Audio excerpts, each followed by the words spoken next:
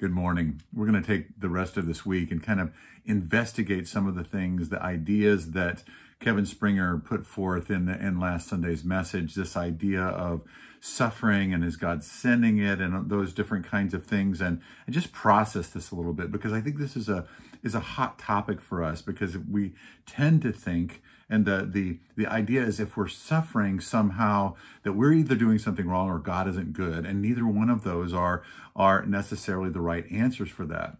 When our kids were growing up, we used to have a saying that was, challenges and painfulness are a given, but misery is optional.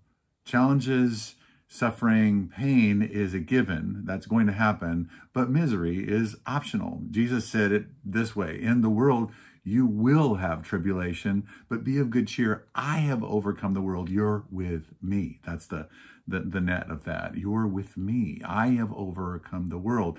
Now, that doesn't mean that challenges are not going to come to us.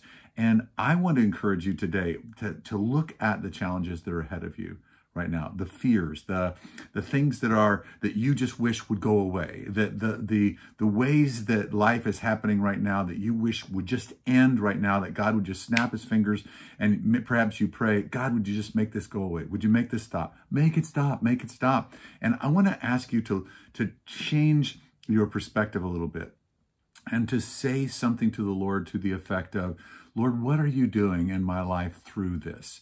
And how is it that you want to mold and shape me through this?